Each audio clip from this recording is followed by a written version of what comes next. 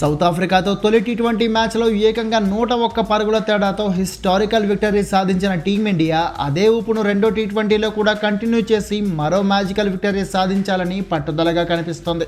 నేడు గురువారం ముల్తాన్పూర్ వేదికగా జరగనున్న ఈ మ్యాచ్లో సఫారీ టీం కూడా బలంగా కంబ్యాక్ ఇచ్చే ఛాన్స్ లేకపోలేదు.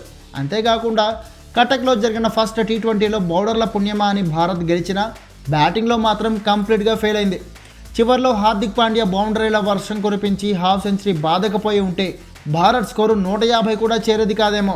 ఓపెనర్ అభిషేక్ శర్మ నుంచి అక్షర్ పటేల్ వరకు ఒక్క బ్యాటర్ కూడా తన స్థాయిలో రాణించింది లేదు. ఇక గాయం నుంచి కోలుకుని తిరిగి వచ్చిన సుబ్మన్ అయితే మరీ దారుణంగా కనీసం 2 అంకెల స్కోరు కూడా చేయకుండానే 4 పరుగులకే పెవిలియన్ చేరాడు. కెప్టెన్ సూర్యకుమార్ కూడా 12 పరుగులకే అవుట్ అయి మరోసారి నిరాశపరిచాడు. మిగిలిన బ్యాటర్లు కూడా ఏదో బ్యాటింగ్ మర్చిపోయినట్లు టీ20 మ్యాచ్లో వన్డే కంటే దారుణంగా బ్యాటింగ్ చేసి అవుట్ అయిపోయారు. మరి ఈరోజు జరగబోయే రెండో టీ20లో అయినా బ్యాటింగ్ లోపాలను సరిచేసుకుని అదరగొడతారో లేదో చూడాలి. మిడిల్ ఆర్డర్లో హార్దిక్ ఫుల్ ఫామ్లో ఉన్నాడు కాబట్టి ఓపెనింగ్లో అభిషేక్, ఆ తర్వాత తిలక్ రాణిస్తే భారత్ భారీ స్కోరు చేయడం ఖాయం.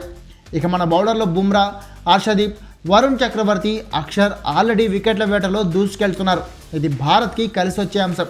అయితే మరోవైపు సౌత్ ఆఫ్రికా కూడా తొలి వన్డేలో దారుణ ఓటమికి ఈ మ్యాచ్లో రివెంజ్ తీర్చుకోవాలని బలంగా అనుకుంటుంది.